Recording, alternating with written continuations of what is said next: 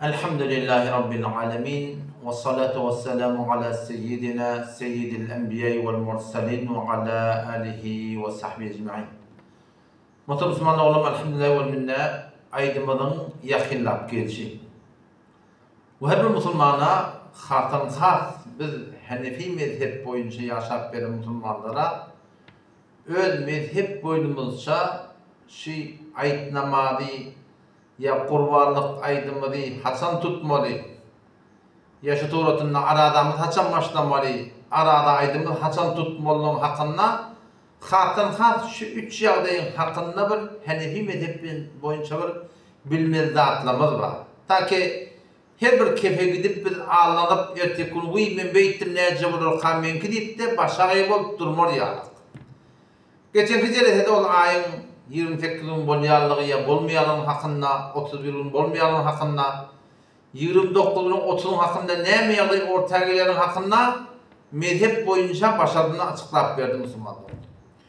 Bu kongurumy ýene de öz mezhebiniň gurumy. Hanefi mezhep boýunça şol kadimden gelýän türgün gör tut gör aç. Yani görüp aradan başlamaklyk, görüp aýdy fitr. Şatoratında var etmeklik ya kurbalık çalmaklık. O da bir berden bir çıkarılan gurunda Peygamber Aleyhisselam'ın mübarek sözü var. Sumu li ru'yetihi deyiptir. Görden arada tutun deyiptir. Ve aftiru li ru'yetihi görden de şatoratın ağzını açın deyiptir. Şol Peygamber Aleyhisselam şu mübarek sözünü Hanefi mezhep boyunca şol gör tut gör aç edip de bir nakliyalık edip şol Peygamber mübarek hadisini çıkarttır. Indi bu jelesede bir has bir şübhe cevap beresim geldi. Ki bizim Müslüman oğlumuz Türkmen il aramızda. Bu başaki yurtlardaki Türkmen modda Hanefi mezhebi düzgünde var yaşap bilenler. Şu arada bir şübhe oklap, şu şübhe bilen inçeme Müslümanın başını qarjastırıp yanılışa düşmeklerine sebep bolýarlar. O şübhe näme? Aýtýan gurunlar şey, agına sen Hanefi mezhep mi hava? O sen Hanefi mezhep bolan diye, elerek Türkiye'de Hanefi mezhep diye. Orada bizden umça diye ay orýarlar. Olara orana aýdetmeýän boldy diye. Ya Afganistan Hanefi mezhep diye. Türkmenistan Hanefi mezhep diye. Arapda Hanefi mezhep ýaşap berenken diye. Meger Hanefi mezhep faqat İran'da barmy ki teoretdäki ýurtlarda görnenne şu dowlatlarda siz barahim olara ora aradan başlap da ay tutmuyorsanız diye. Yani erkem Şafii mezhepte oldunuz var. Meğer siz aytmayan mı diye ehli sünneti İran'a oraya olmalı diye. Hop teoretteki yurtlara bolmayarsınız. Hop onun açıklap verilen bolmayanlar diye.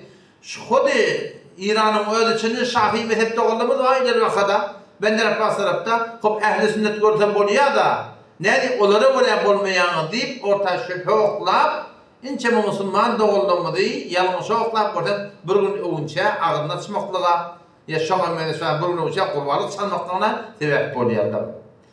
Dikkat Müslüman doğulmada açıklap edemede Türkiye doğul Hanefi mezhep.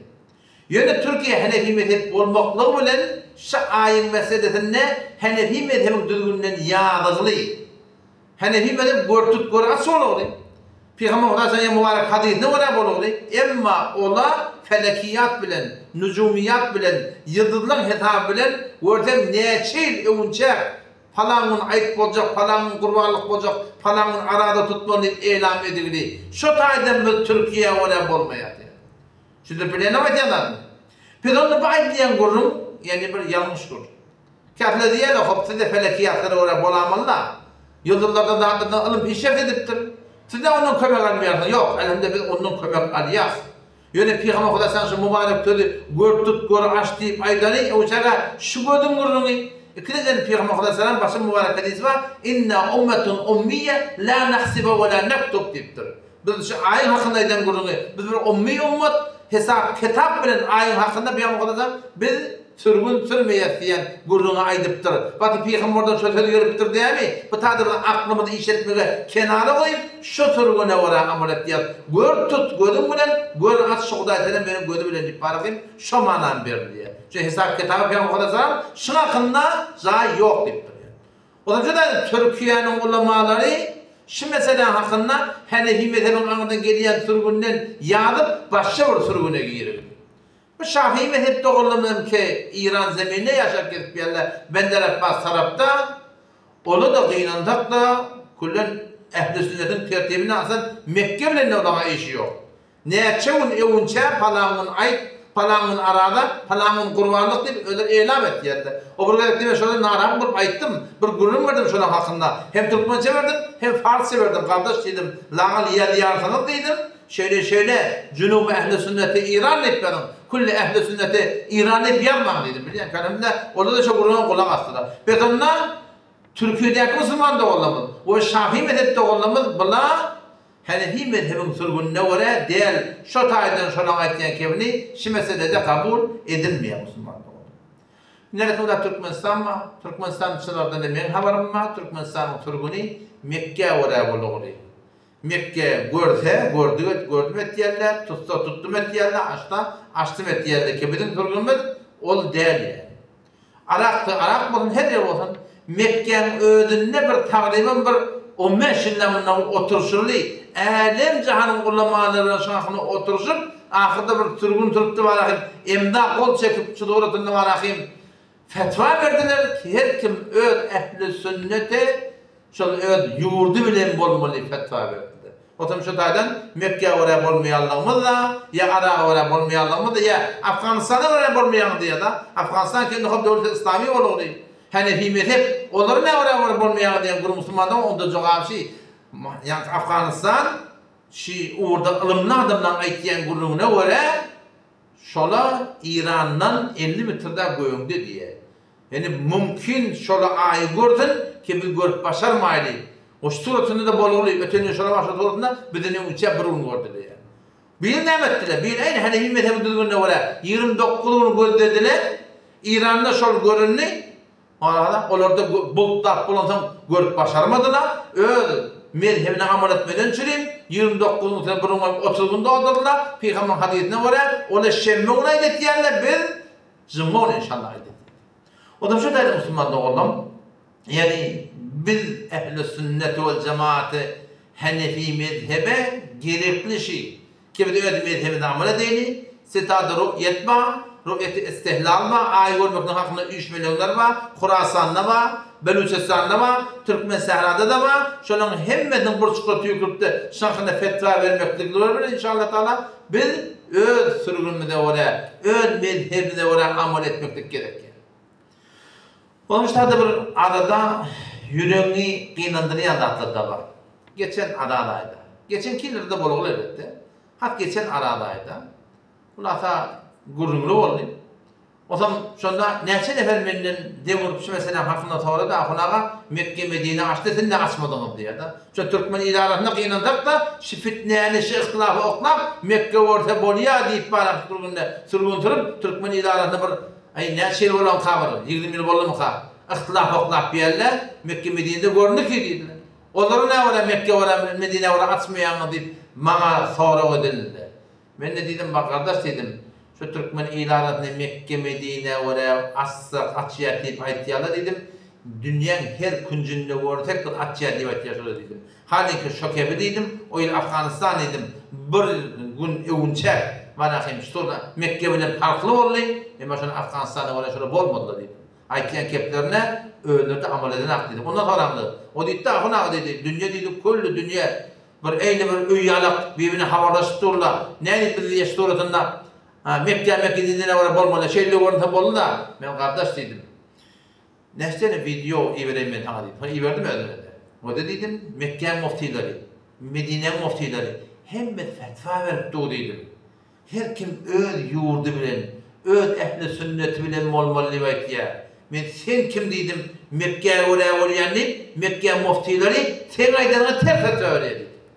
Hatta olardı neymiş Şeyh Salih Fawzan yerleri. Klipi var bende gerek bu da. Açık şundan sonra yanlar. Yine Kuveyt var, yine Katar var, yine Emirat var, yine Umman var. Şöyle ne mi Mekke var olmalı? Onu yok diye. Her kim ofoğu bile olmalı diye. Ofoğu bile de muhabbeden olur diye. Yok diye. Her kim öl yurdu bile olmalı diye fetvani ehli Mekke belirtti Müslümanlar. O senin ahına ne etmeliydi onda dedi. Bir de bir gün çalıştık dedi. Ben dedim size tövbe etmeliydim. Tövbada bir edersiniz dedim. Bir günle kaza tutarsınız dedim. Sizin edilişiniz aslen ne Hanefi mezhep boyunca doğru, ne Ehli Mekke fetvasına göre doğru. Ehli Mekke fetvasına göre amel ettiğin adamlar avula olur akidede bir kabul edemler ki şoltuğla Vehhabi deyip durdu onlara. İkincilerine şol ayin meselenin hakkında öyle kömür Vehhabi deyip adamdan iyine düşmektir ve hakikattan var. Ola kamır lagzeş, ola kamır günahkarçılık şey. Ötönüne başlayışan geçen ayette de gördüm da, yani bilmiyorum son toğurla gördüm, falan yerde bir yerde gördüm, o tadı iki nefer gördüm, bir tadı bir nefer gördüm. Halin köşelerinde haberlik görüne şahit vermeyen de yerde şey deyip açık olayanım bir mezhebin sürgününe gitmeyen yerler var. Mezhebin düzgünden haber yok adamlar var. Hanefi mezhebine niye ki? Yani mezhebin sürgününe vardı. Hanefi mezhep olsam, hava açık olsam, köp adam olmalı, 40 adam, 50 adam olmak gerek. Bir nefer, iki nefer, üç nefer, hatta yüzeydi görün ne oldu Müslümanda oğlum. Yine şundan hiç vakti bir de delil bulup düşmüyor yani Müslümanda oğlum. Onun şu da çok koyan inteç kefe varahın suratından ağlanıp da suratında varahın boş kurumları yörtmeyeli. Yani gerekli ki hem bir cevabın ağlıdır olaydı. Şimdi mesela ayın hakkında, başka ki mesailen hakkında Müslümanda oğlum, yekece yol, olur ki Türkmen ilanında, men Türkmen deyip Hanefi mezhep bilirlerdi, yekece yol Müslümanda oğlum, ağlıdırının yolu Hanefi mezhep. Mezhebin neyme diye, haydi bir mesele olsun, ayın hakkında olsun, yeni bir hakkında olsun, bir qarcaştırıp milleti var akimi boloromaz gurunları aydıp, iki tane kovla bardak barıp ödeyanın öldürü, sen iki tane kovul bağlığın yokluğunu, sen hücrendeki yurt diyen, hücren yurtun kitapları ki yazılıptı Hindistan'ın ki, Pakistan'ın ki, Belucistan'ın ki, Şam'ın ki, şunların hemmecekleri, şu her kim öğüt sürgün bilen, öğüt ehli sünnetin müfettra verdi ola. Siz ne yaparım Hanefi mezhebi ki, şu mümkün gelip suratında var akım, şol yani ulukon ulamaların keyfine karşı durup da öyle bir sürgün stonu atbar yapsın. Umid ki Allah Teala bunları da tavı versin. Nasıl oldu ben bir yürek ağaçlıktan durum yok. Yine şılım ettiğin işlerime kat yürek mağara olayım. Tövdüm kıyıkasım durumanda oldum. Enteci kep bilen başa gayrap durmaydı. Elimde adı mezhep var. Hem mesailde de şeyler mezhep durumunu getirdik inşallah. Şun bereketler dünya kadar abad bulur. Ağıdı bulur ki inşallah çından ortak gelir. Vesselamu aleyküm ve rahmetullahi ve berekatuhu.